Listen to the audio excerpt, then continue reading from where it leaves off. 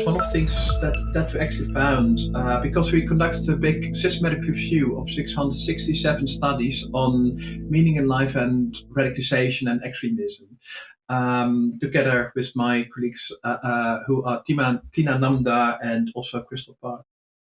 And what we found is so radicalization or developing more extreme perspectives, they actually start when we have a clash between the meaningful life we want and a meaningful life we actually can realize. What do you do with those unrealized meanings? What do you do with that? Then the first thing you do is, well, you first experience that. So you can solve that by trying to suppress those feelings, or actually they can become much bigger. Or like, for example, politicians can kind of wipe up those feelings of how painful it is that you cannot live the meaningful life you want. Then you try to find an explanation for that. Why is this happening? Why don't I have the resources to actually live the meaningful life I want? So you need to make sense of that, and you ask, how big is the threat, and what are my resources to deal with it? And then in response to that, we have then 4 ways how we can then answer. In the first place is we can change what we find meaningful, because if you cannot realize something that's important to you, what do? Well, then you shift what you find meaningful, try to find it in something else. The alternative is that you actually say, no, I'm going to change how I'm going to strive for the meaningful life. And possibly that is by, for example, defending myself as missiles, for example. Another way is that I say, you know what, I'm going to just suppress all my feelings, going to totally deny it. Or I'm going to change my worldview, my explanation of it. I'm going to develop like a more black or white worldview. I'm going to blame the immigrants. I'm going to blame this. I'm going to blame that. These are all different ways how we can cope with actually the underlying thing that is about just wanting to live a meaningful life.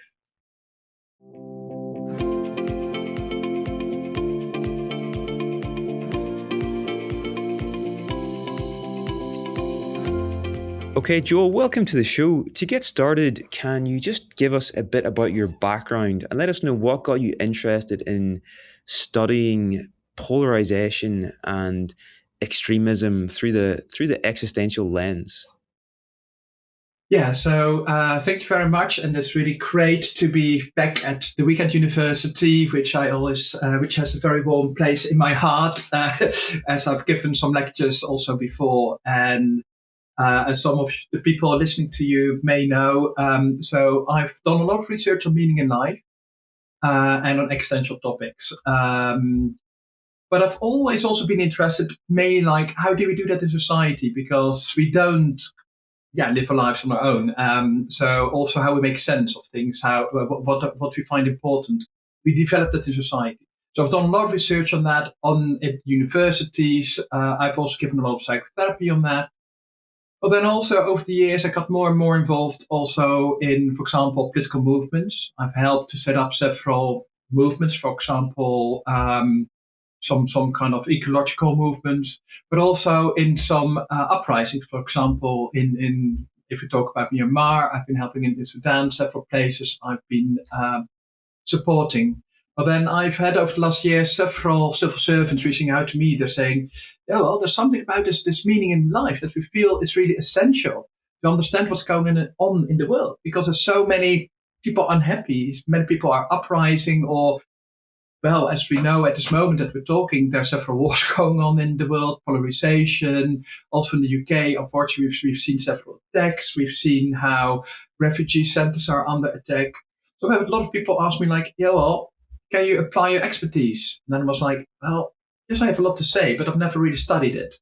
But then I have been totally going into the topic of polarization and extremism, and then finding out, well, my expertise is really key there. Fascinating. And I'd love to something I was curious to ask you about. It's slightly off topic, but also not. Like you've spent almost a lifetime studying meaning in life, but what is meaning, Joel? What does the word mean to you?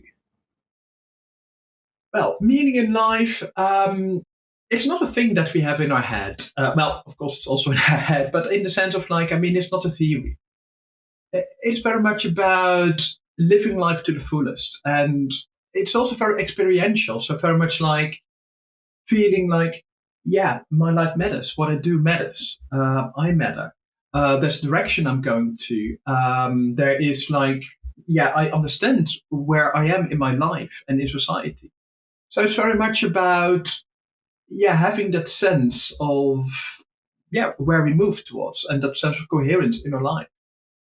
And it's very important to say that very often this is not theoretical. So for most people, when it's about living meaningfully, I'm not thinking about it every day for my job, but not personally, because I simply live it. I do it. And that's the case for most people. And yeah, I think that is more or less how I would describe meaning. And would it be fair to say that it's not something that's exclusively inside, but also not something that's exclusively outside, but it's sort of in a relationship between a person and their context, their social context?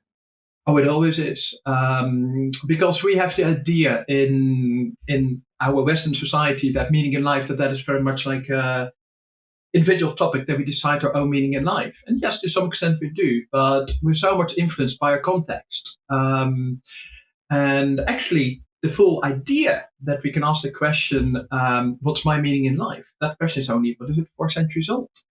So that it's a very unique new phenomenon. Where it's like few other cultures other than our Western individualized neoliberal countries.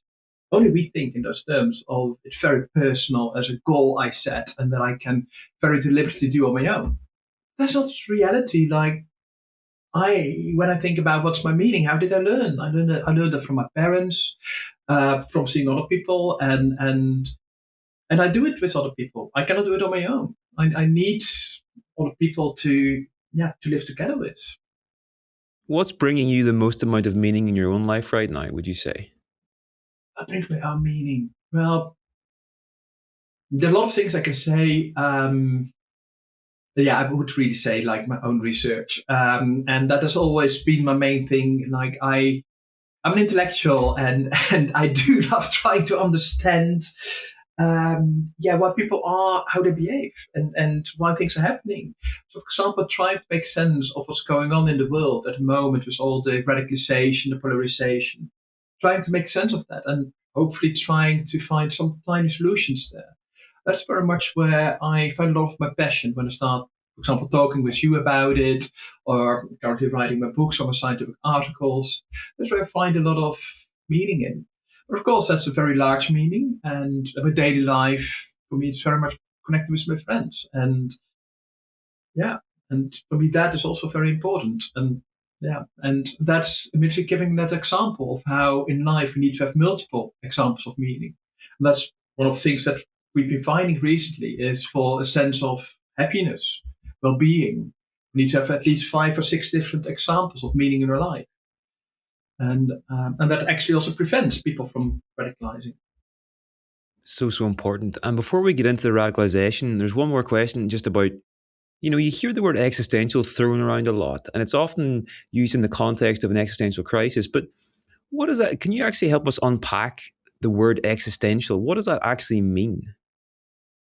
The word existential, of course, existence, that means life. So it's just about that. We're not only talking about like a superficial topic or that we're only talking about one specific aspect about life. No, we're talking about life in general. So we're talking about, for example, what's my general direction in life? When I look at everything in my life, what's the most important bit in my life? So these are just some examples. But what I like about the term existential is, according to the philosopher Martin Heidegger, it comes from the words ex and sistere. Sistere means standing, and ex means out. And Heidegger was saying that's the unique thing about existence and being existential. It means like we're always somewhere. As we already said, our sense of meaning is very much contextualized, it's embedded in a situation, but it can step out. I can step out by reflecting on that and look from a distance at myself like, hey, is that who I am? Is it who I want to be? And that's uniqueness about human beings. And that we always have this freedom. We have inherently that capability to step out and look at ourselves and change that. And that's how we are different from, for example, objects, animals, that we can do that. We can step out, and stand out in that sense. So interesting. I've never actually heard somebody unpack that before, so thank you. All right. So why would you say you've spent quite a bit of time studying this now? Why is this such an important thing to understand?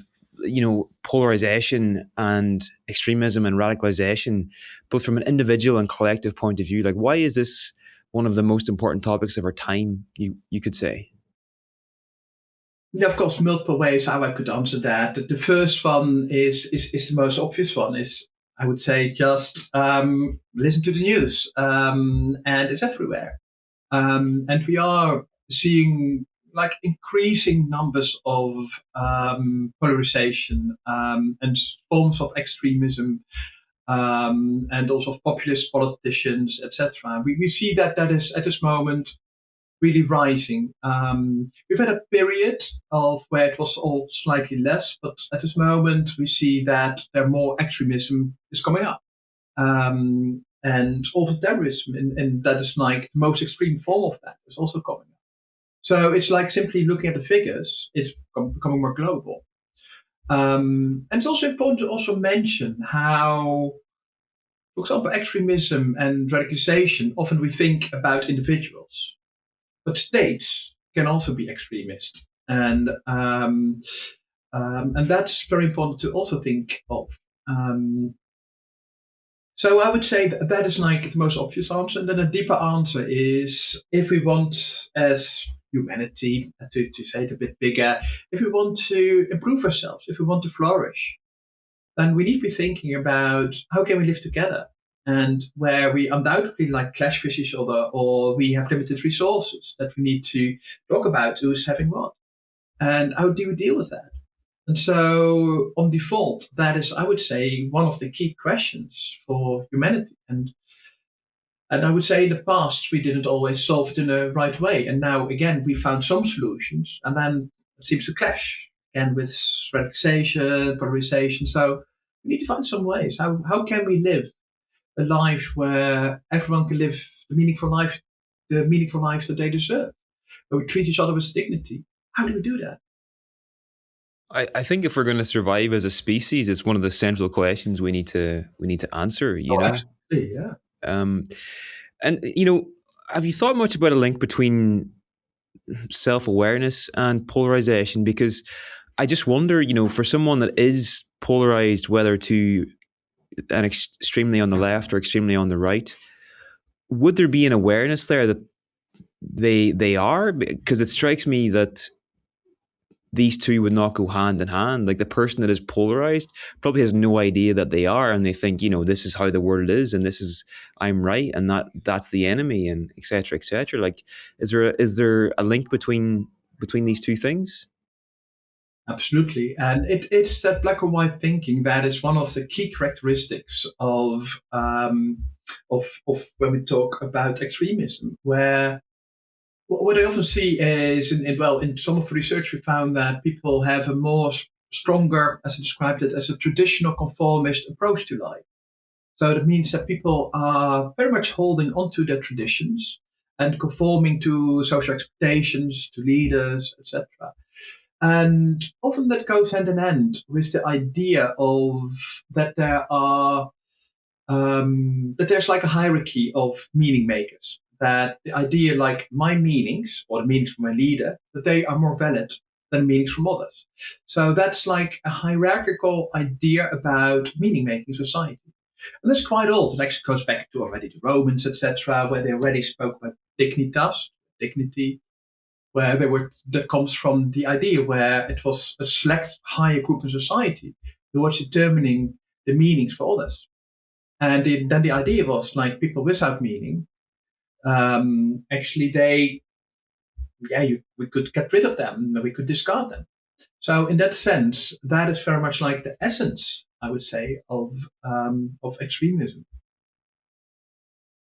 Something else I wanted to ask you about, Joel, was is the relationship here with attachment? Because I remember a lecture from Jeremy Holmes at the Weekend University years ago, when he was talking about some research that had been done on people that had an insecure attachment style were more vulnerable to uh, say, having a dogmatic belief system, or we're more susceptible to the influence of a charismatic leader, because the idea being that because they don't have that strong, secure base within and didn't get that in early childhood, they're kind of always searching for that later in life. So whenever a charismatic leader comes along with a really strong point of view, they're like, yes, this person knows what they're talking about. So have you looked into the link between attachment and polarization at all? Yeah, I've seen some studies on this indeed. I wouldn't say that this is the number one thing that we can reduce everything to. It's undoubtedly one of the multiple factors we could look into. Particularly when we talk about what is attachment. Attachment, and particularly when a secure attachment is the feeling of I'm safe. That I'm like, and that actually, what does it mean? That means like I feel like I can live the meaningful life I want, or I will be respected in what makes sense to me, and I'm respected in that, and I'm okay in that. And when you feel that that's under threat, or when you feel you cannot trust others with that, then of course you will be more likely to defend yourself in a stronger way. So that would makes absolute sense that if that attachment style isn't that strong, that there's a slightly larger likelihood of radicalization then, and of becoming more extreme in your defenses for your own beliefs. Interesting. And what would you say are the main root causes of the increasing polarization we're seeing in society today? What's driving this? With polarization, there are of course multiple aspects going on there, but this is very much where it has to do a lot, again, really about meaning in life. So, because all of us, we're thrown into this life, into this existence, and we're like, okay, what do we do? How do we make sense of this? How do we make sense of this world? And so, all of us are trying to make sense of this world, and trying to live a meaningful life. But then we're like, okay, what do we do? How do we do that? And then, unfortunately, if we live in a society where there are not enough resources for everyone, and you develop your idea about this is meaningful for me, and then you struggle. Then you start to look at, okay, how can I get what I want? And then it could be that you then develop the idea, oh, my meaning, or what matters to me may be actually like be taken away by someone else, for example. So you can develop that naive idea of that, like it's me against the rest of humanity. So it's only me who can live a meaningful life, only my group, my tradition. But it's like, so as soon as people start to attack each other, for example, or people start to take away resources from each other, then people become more extreme in the views, in their defenses, of course. And that's, for example, at this moment that we have in this interview, we see, unfortunately, big conflict going on in the Middle East, where several countries are being involved in the war between Iran, Israel, Gaza, a lot of different places where a lot is going on at the moment. And what you see is that the opinions and what people see as meaningful and how they defend that are getting more and more extreme, because people in each of the different places, they feel attacked. And what do? You start to defend yourself. So, as I often describe it, if you are sitting in your bomb shelter because the sirens went off, you were at your work or you were with your friends, you were doing something that's meaningful, suddenly you have to rush to a bomb shelter because missiles are flying over. Of course, you're then going to think, like, come on, I really want to live my meaningful life, what matters to me. So, of course, you're then going to kind of stick up your middle finger towards the enemy and, like, you start to think more negatively about them, obviously. So, and you start to defend your worldview stronger. And that's a very logical response to that. If you just look at it from that very human perspective. And that is where then, if you then like, you know what, I'm going to defend myself. I'm also going to throw a missile the other direction. But then the people there, their civilians, will do the same. They will then also start to support their leaders to do more extreme action. And that's where you get that vicious cycle where things get worse and worse. And it often has to do with the mere fact of people wanting to live a meaningful life, but feeling so much threatened with that, not feeling that they have other resources to actually cope with that, but only by defending themselves more strongly. And then we also know the phenomenon is that the more you feel under attack, the stronger you actually also start to hold onto your beliefs, the more And we even see it in animals and in all humans. We see that when your meanings are under attack, you become more rigid in that. You start to focus more on that and believe more strongly in it. So these are some examples of the polarization. That's such a simple but such a powerful explanation for what's really driving this, and it reminds me of, kind of what the essence of that, and correct me if I'm wrong, but it's sort of like when our existential resources are under threat, that's when we're most vulnerable to polarization. And I remember after World War I in Germany, the Allies put such strong reparations against the Germans that they totally crippled their economy. They totally crippled their ability to, have a good quality of life, have a meaningful life. And then that made the whole population very vulnerable for the radical views of the Nazi Party whenever they came along, So that was, you could argue that World War II was probably caused by the Allies, by the harsh conditions they placed on those people after the war, It is definitely one of the big factors, because that's one of the things that we actually found, because we conducted a big systematic review of 667 studies on meaning in life and radicalization and extremism, together with my colleagues who are Tina Namda and also Crystal Park.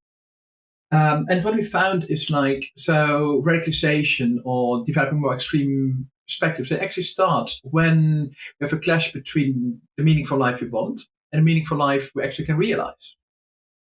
What do you do with those unrealized meanings? What do you do with that? Then the first thing you do is, you first experience that. So you can solve that by trying to suppress those feelings. Or actually they can become much bigger. Or for example, politicians can kind of wipe up those feelings of how painful it is that you cannot live the meaningful life you want.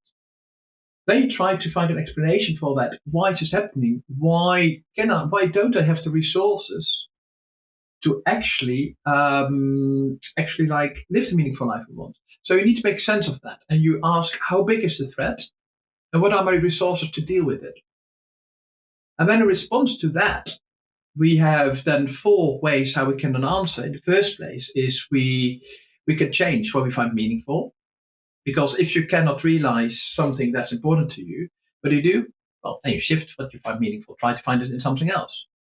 The alternative is that you actually say, no, I'm going to change how I'm going to strive for the meaningful life. And possibly that is by, for example, defending myself as missiles, for example. Another way is that I say, you know what, I'm going to just suppress all my feelings, going to totally deny it. Or I'm going to change my worldview, my explanation of it. I'm going to develop a more black or white worldview. I'm going to blame the immigrants. I'm going to blame this. I'm going to blame that. These are all different ways how we can cope with actually the underlying thing that is about just wanting to live a meaningful life. And that is really what we see. For example, your example there of the First World War is very good. It's precisely what happened there, where there was a lack of resources and where people were not able to live in the daily, everyday life, to live the life they wanted. And then there was politicians who then created a bigger sense of existential threat, of telling, there's a big threat, and they were pointing fingers. And then I'm also saying, this is horrible, we have to do something about it. And we have the solution. If you believe in me, if you follow my method.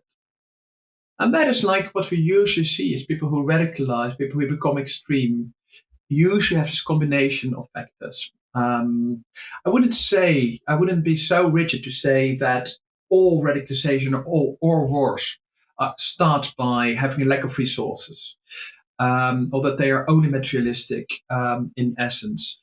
That is too simplistic, but it is one of the factors, as I've just described.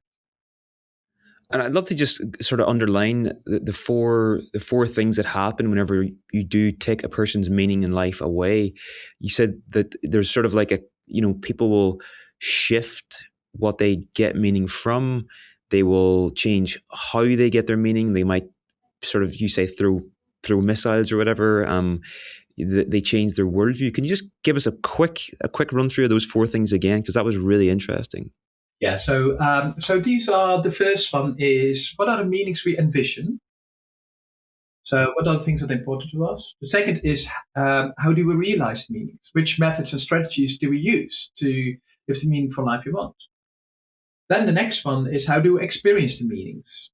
And how do we deal with our emotions if we cannot realize the meaningful life we want? And then the last one, that is more formal term, that's called appraisal.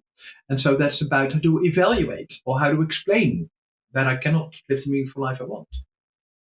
And so as an example, I've been now several times, I've been speaking with people who have been writing here on the street in the UK in 2024, 2025.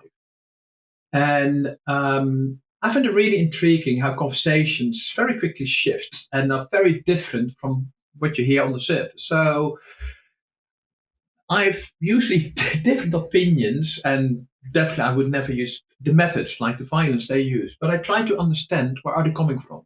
I'm asking the deeper layer that's deeper under there to try to see those four aspects. So I'll give it as an example. So what I've often seen and heard is I hear a lot of stories where people are telling that they struggle to live a meaningful life. For example, they struggle to, for example, there was one guy and he was telling me like, hey, well, I simply want to own a house, live there with my birds and my kids.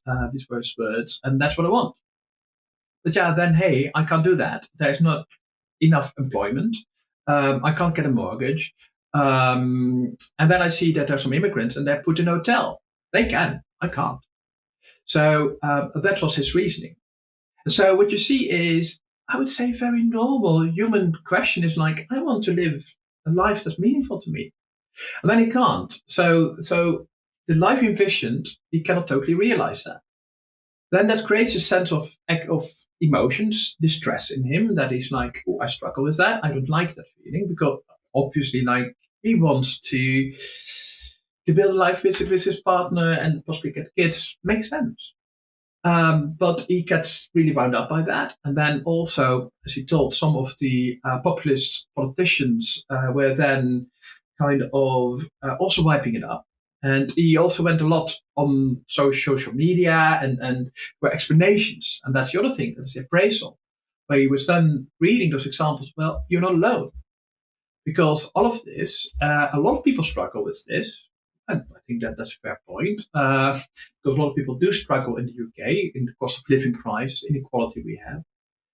But then the explanations are given, but there isn't a clear threat. That's immigrants, or that's those people, that's that. And it becomes very simplified. And then it's said, well, then the resources, or in other ways, how you can then live the meaningful life is get rid of the threat. And everything will be fine. And I doubt that. But this is kind of an example of how that reasoning goes. Does it make sense? It does. That was very well explained. You mentioned social media there, and I remember a couple of years ago, my friend Adam, he wanted to get off Twitter. I think it was Twitter at the time. Maybe it just turned to X, but he wanted to get off because it was just crazy, just like so much abuse from both sides. But the odd time after he had deleted his account, he went back on. I think he created a new account but didn't follow anybody. And he noticed that on his news feed or on his Twitter feed, he was being shown the most radical views from the left and the most radical views from the right. This is before he followed anybody. So literally they have a system, or had a system in place where they were... the aim of the game is to figure out what your orientation is and then make you more and more extreme in that view. For example, Facebook did some experiments some years ago. Actually, they did it themselves, and where they created a new fake profile. And within, a week or so, the person was shown the most extreme content. Because the algorithm of a lot of social media is actually created to pull you in. And so this is what Mark Zuckerberg, when he said at some point, I think now a decade ago, he said the best way to get people in is if it has a purpose for them. Because in the past, you may remember that social media usually was just a click. And the idea that people had in social media was just a click is enough. No, just a click doesn't predict future engagement. What does predict future engagement is whether you become upset or whether you love something. And so, therefore, literally the algorithm of Facebook, for example, was changed some years ago, where actually clicks don't matter. What matters is whether you have a heart or an angry face symbol, or whether you start to have a long rant in your comments. Because that creates more traction, that creates more attention, will be shared more, people will talk about it outside. And because it's simply how social media gets attention, that's how they sell. We've already always known this also for example, newspapers. For example, the full Rupert Murdoch empire is built on that idea that by creating some stronger opinions, people engage more, they're more likely to share it, and they're more likely to buy it. And you hook them in. Because who would be reading any newspapers if it's saying everything's okay? And no one is going to buy it. But if you're telling, well, there's a lot going on in the world, and you really need to know it, know all the details, know this, know that, and that's horrible, and you need, of course you're going to buy it. So yeah, and then you get all those kind of self-reinforcing schemes where also like it becomes echo chambers, things like that. Yeah, it's scary. And when I think about whenever I was growing up, there was 4 channels in the UK. There was BBC One, BBC Two, ITV, and Channel 4. And then in Ireland, we had RTE, RTE2, TV3, and TG Car as well. And, I wonder about that because back then, those channels helped to create a shared meaning system that we're all kind of in the same boat, right? We're all kind of, it might not all be true. It's probably been manipulated by various forces, but most people in society kind of are getting their programming from these sort of central sources. And that probably creates some kind of cohesion in society that people just agree on these basic big things. Whereas now everybody follows their own specific, unique set of influencers. And there's so many people just walking around now in their own little sort of world. And I wonder, is this just making us more isolated, more individualized as a people? And that can't be healthy, Yeah, I definitely think so. But I would say it goes two directions. I wouldn't totally say that is all negative in a sense, because definitely there is something about when people can become more closed up in certain bubbles. Obviously, that is like more problematic, less of a shared narrative in a sense. And where you then inside your own bubble, you can become afraid of people who live in other bubbles. Obviously, we know that if you don't engage with people who are different from you, you're more likely to develop more negative views of them. That's, for example, also why people in the countryside usually vote more, let's say, for their own country, for their own culture, against immigrants, for example. Whereas, like people who know a lot of immigrants, who literally live next to them, with them, who have them as friends, then it's very different. But at the same time, there is something positive, is that in the past there was a lot of also oppression because there was only one way of looking at the world. Whereas like there is something beautiful about saying, well, there's a lot of different meanings. We can find a lot of meaning in a lot of different things. And they also need to have like different input there. So yes, and in that way, it is helpful to, for example, if you're neurodiverse, that there are specific social media channels for that.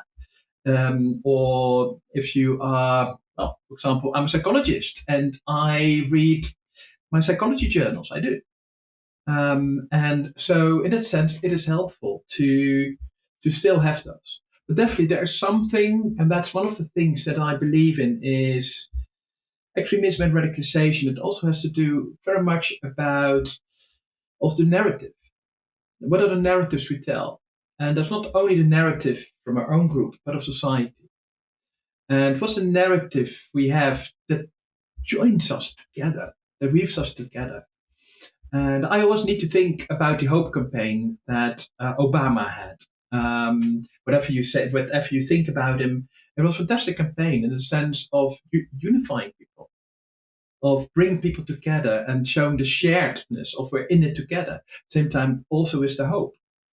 And despite the fragmentation, at the same time, despite of that, he also did a lot of things that were divisive, that were not helpful. But so you see the power of a narrative is very big there. For sure, for sure. And what are some of the ways that governments have traditionally tried to solve this problem of, extremism and radicalization? Like, what's the usual approach taken, and why doesn't it work? Yeah, so there are like two different approaches. So on the one hand, you have the more traditional conformist approach, as I said before. That is where people start to condemn or reject people just merely for the fact of that they are not following their tradition, their beliefs. And that comes from that almost like that idea of I know what is the truth, you don't, and I'm going to condemn you, and I'm going to reject you. That is like very much like what we've seen until what is it, 1500, 1600, where the church or the king would simply they decide what's okay, what's not okay. After that, we've developed a more, I describe this mechanistic or a functionalistic or a goal-oriented approach to life, where governments have the idea that, well, society is like a machine that we can more or less manipulate. And so the idea is, okay, for example, we see it with Keir Starmer at the moment in the UK, where he is giving a lot of messages to people who are writing on the street, people who are radically demonstrating. He's saying, well, listen, that's not okay. Because the idea is it's based on a very mechanistic worldview of if you have very quick punishments, for example, to prison, etc., that creates a deterrence, and then people won't do that anymore. So it's the idea that just by setting goals, or if people have the wrong goals, simply make sure that those goals are no longer rewarding. And so that's a very, I would say, naive idea, because we know also from psychology that deterrence doesn't really work. Um, and human beings are often not goal-oriented or linear, because when we look at why people, for example, do riot, why people become extremists, it's not always because of the rationality, it's the irrationality. So the problem there is that governments are not always looking at the underlying reasons why people riot. Why do people stand up? Why do people do the things they do? And that's important, that we need to ask those existential questions, and that we do not only imagine like punish, because, for example, we know that we often see actually that is counterproductive, that when people are put in a prison, for example, for being extremists, that actually they're more likely to become even more extreme. We know that prisons are hotbeds for creating kind of even more radical ideas, because you connect people who are more likely to be extreme, but also people feel actually even less seen in the existential struggles. So yes, we should be very clear. Of course, our government needs to be very clear. Like you cannot harm others, and if as society we have decided to have refugees, you cannot then attack those refugees. As simple, you cannot do that. That's our agreement.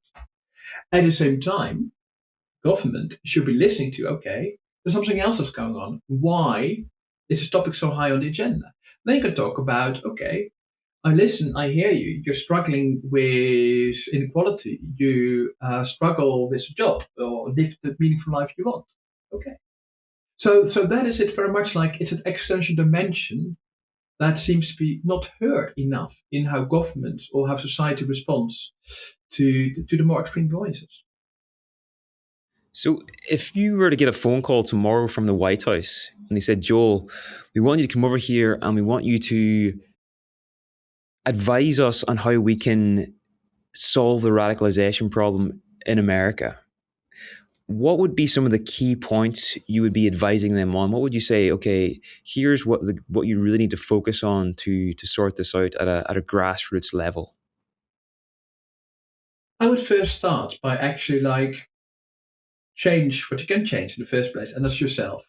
And in the current government in the United States, what we're talking about is that they have some very strong views. So let's first have a look at that. How helpful is that? How helpful is that approach? And or it's actually counterproductive. It's actually creating the problems that it's talking about. But if we are talking about that, why people radicalize, polarize, if we're saying that that starts a lot with people not being able to live the meaningful life they want, then actually that is where we need to start with. We need to start by offering the resources and making sure that people do not feel threatened in living the life they want. So, and that starts by indeed thinking about, yes, things about EDI, so equality and diversity and inclusivity.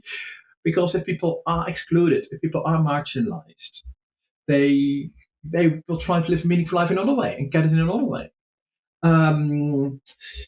So do give those resources, but also teach, also through education, how people can live a meaningful life. Because currently the education system is so much focused on only teaching topics like maths, writing, etc., to create a good market for the different companies. But actually, schools are the place where people can learn how to live a meaningful life together with others, without the need to radicalize. Because we know that if individuals have 5 or 6 more examples of meaning in their life, particularly when they are about yourself, about connecting with others, then you're less likely to radicalize or become an extremist or become violent. So it's simple as that. Help people, give them the resources to do so, but also the skills, teach them how to do that.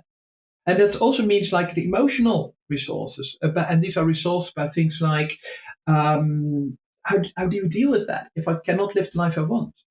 Instead of like immediately jumping into action or immediately going onto the street, instead of that, like, what can I do myself? How can I regulate my emotions? Can I possibly tolerate some of my own discomfort? Can I actually accept that in life we will never be perfect? And how can I learn to sit with those emotions? Can I cope with my emotions instead of immediately going towards rage? As some people saying we live in an era of outrage. So I think these are the skills, particularly through developing more meaningful education, that we can live a more meaningful life. And I think that that is really key for really changing society, making society a better place. And that also involves kind of, and you hear already that, that's like guaranteeing that living a meaningful life as a key human right. And I cannot underline that enough. Because that is the starting point of not only well-being, but also preventing the wars and troubles in the world if you cannot live the meaningful life that's important to you. So I grew up in Northern Ireland, and I was born in 1992, and I missed very lucky. I missed all of the conflict that happened. You know, the Good Friday Agreement was signed. I think it was 1997. I think it was 1997 or 1999. But as I was coming out of that, you know, you still had quite a polarized society. I didn't really know any people from the other side until I went to secondary school, until I was like 12. So I grew up thinking this other side of society is quite, you know, they're the bad guys and we're the good guys, you know, which is just crazy. But that was the way it was. Of course, yeah. And then when I moved away, like for university when I was old, people were like, "What was it like there?" And I was like, "Do you know, the thing was, whenever people had a good quality of life, whenever they were, you know, well educated, whenever they were pursuing the things that mattered with them, they never had any issue with what was, you know, the past. They were just happy to move on, and they weren't really that bothered by, you know, they just wanted to move on. There were still things that were unresolved, but for the most part they were content and moving forward. But then people that didn't have these resources that you're talking about, people that were from very difficult backgrounds, difficult social contexts, these people often wanted to hold on to those past meanings, and, you know, really still hold on to their hatred for the other side, etc., etc. So what you're saying makes total sense to me from that point of view. I've also done some research also in Northern Ireland, and I've spoken with a lot of people there from the different sides about mainly what happened in the past. So what you're saying there absolutely is a story that I've heard from so many people. And a good example is also where some years ago, when the Brexit was about to happen, I was speaking with several people who were then telling it precisely about that they were afraid the Brexit would mean that actually that they will have less employment, things like that, by closing off the borders, and the identity will be kind of they would feel that they were like this could be like a reignation.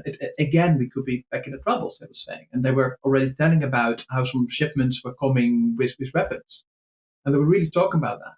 And I spoke with them, and it was indeed very much about that sense of I cannot do what's important for me or what's meaningful.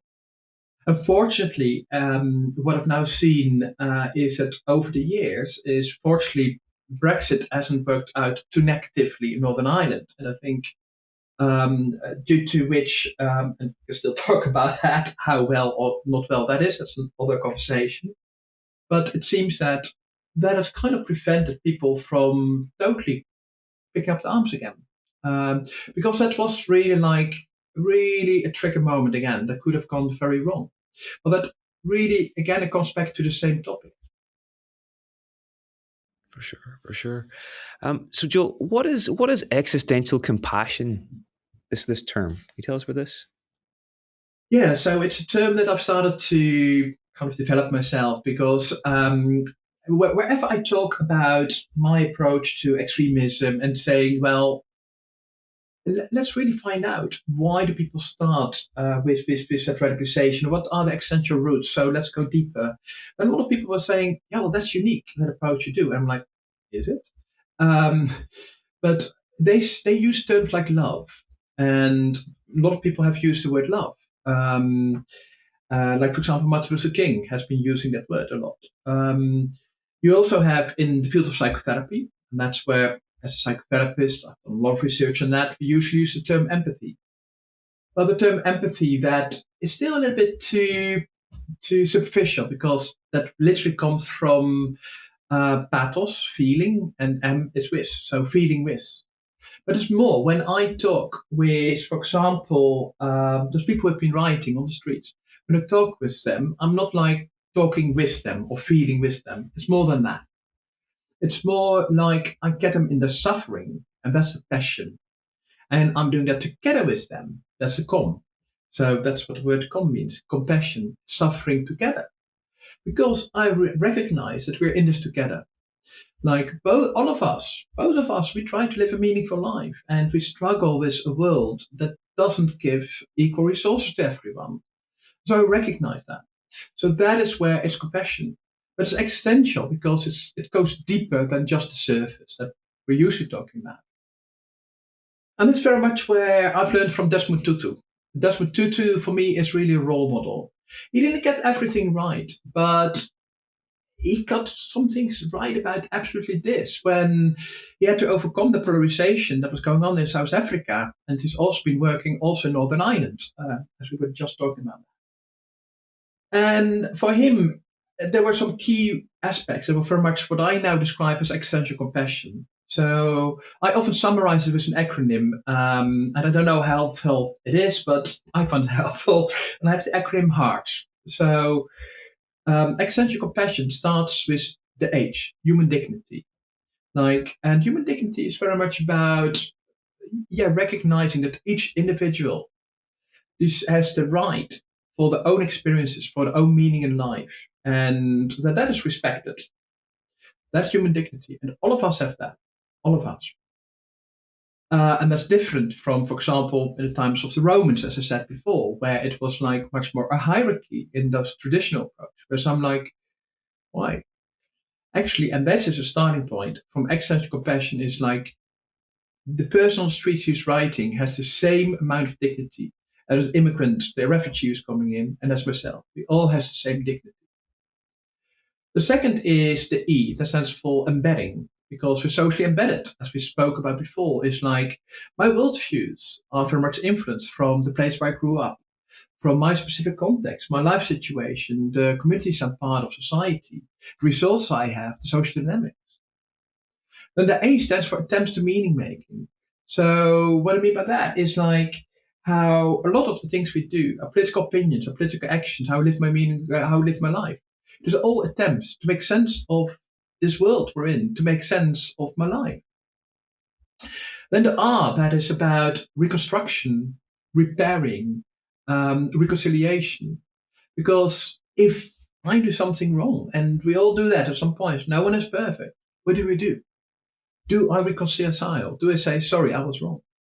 And what can we do to make it okay? Then there's a T that stands for truth. And that's telling the truth about where I have hurt others, but also where others have hurt me. And we need to be honest about it, both sides. And then finally, the S that stands for safety, safeness, and the resources. Because if there's no safety, if I feel that my meaningful life, my way of living is under attack, of course, I won't be able to live in like I will be more likely actually to kind of pick up weapons or become more radical.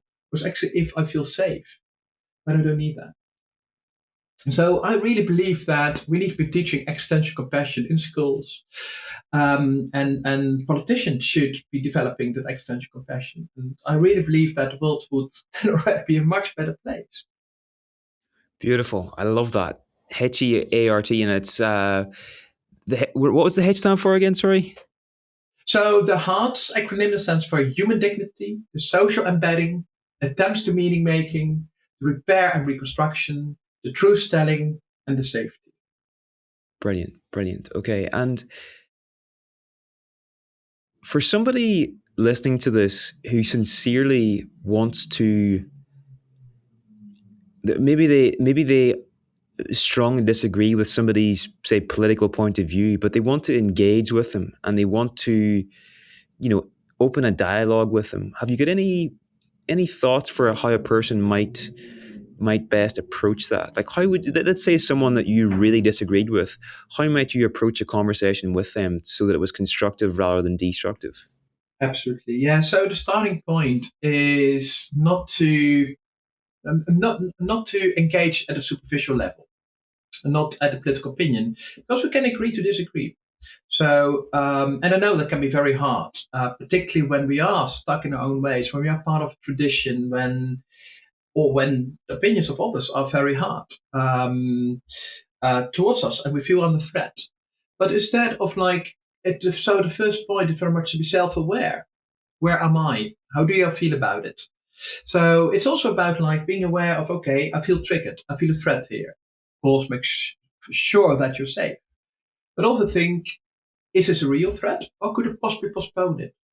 Or could I actually start asking, where are you coming from? So, for example, when people say something very negative about my look, I could immediately say, I could stick up my middle finger and say, you're horrible, man. Or I could say, instead of that, I'm like, well, of course I feel offended, but you know what? I'm going to set it aside. I'm going to manage my emotions there. And I'm like, where are you coming from? What makes you feel that way? Or what's really underlying there? And is it really about my looks? Or is it about something different? What it could stand for? Or what you're missing yourself? Or what is it about? So what I'm saying there is engage with the other at a deeper level and do not get distracted at a superficial level. Because that rational approach will never work. Or when you really disagree on some political issues, you cannot convince a person who is really set in their ways, or who is really getting extreme, or who is totally overwhelmed by the emotions. And that's because we are also animals. These are the animal parts of our brain that totally hijack us. And so then we can't rationalize. It wouldn't work. The only thing that works is then by going deeper and using our existential compassion, asking about what is that actually what's going on there for you deeper, the deeper level. And you are, for example, very angry at those refugees coming in the UK. You are angry about the boat. What's it about? Is it really about them? Or what is it in society or in your life that you're missing, that you're afraid that will disappear if they would come? Can we talk about that? Can we then look at, okay, is it really the immigrants that is why it's happening, or is it something else? There's, for example, a much bigger inequality in society, where the immigrants are one of the many things, but actually where there may be bigger issues going on. Can we work on that together? So in that way, where then in that example, you see how by actually asking, where are you coming from, and really connecting on the deeper level, that you can go much deeper and in a more empathic way. And I think this also starts very much with dignity, and I've already mentioned that before, but I really start to realize, and I've really learned this from Desmond Tutu, is each person really has a dignity. And that's not a theory, that is practice. So that should be a starting point. When I have that angry neighbor who has a very different opinion than I about life, I still start like he's a human being, just like me. He has his right for his experiences, for his way to make sense of the world, of having a sense of meaning, um, and have his way to express himself, to be himself, to have his own purpose, to make his own decisions. That's my starting point. I have that right. He has that right. And if I approach each person from that perspective, there's a very different communication that starts there.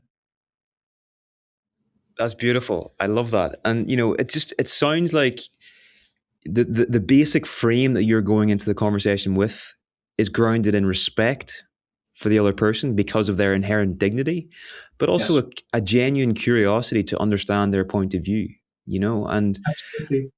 I heard somebody say one time that respect is a little bit like oxygen. It's always there, or when it's there, nobody notices. But the second you take it out of a room, or the second you take it out of a conversation, people are like, they're like, I need oxygen and I need respect. So if it's there, it's the foundation. But if it's not there, it rips out the sort of the floor from underneath you. I don't know if that makes sense or not. Absolutely.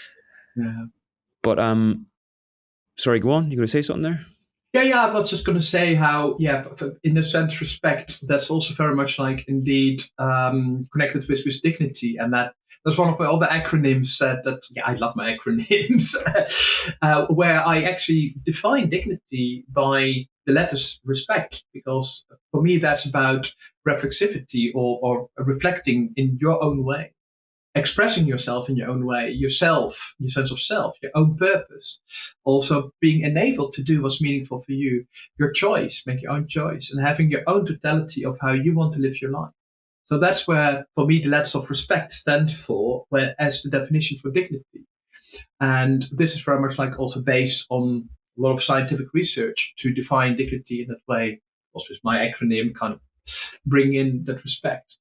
But this is what we really need, precisely as oxygen, because if we don't start with that in our own life, or particularly when we live with others, then of course people feel under threat, or people start to defend themselves, people will radicalize.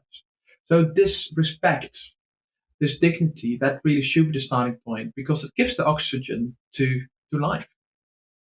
For sure, for sure. Okay, Joel, this has been fascinating. Thank you so much. I've really enjoyed this, and I think it's such an important area, and you've brought a lot of light to a very complex issue. So thank you.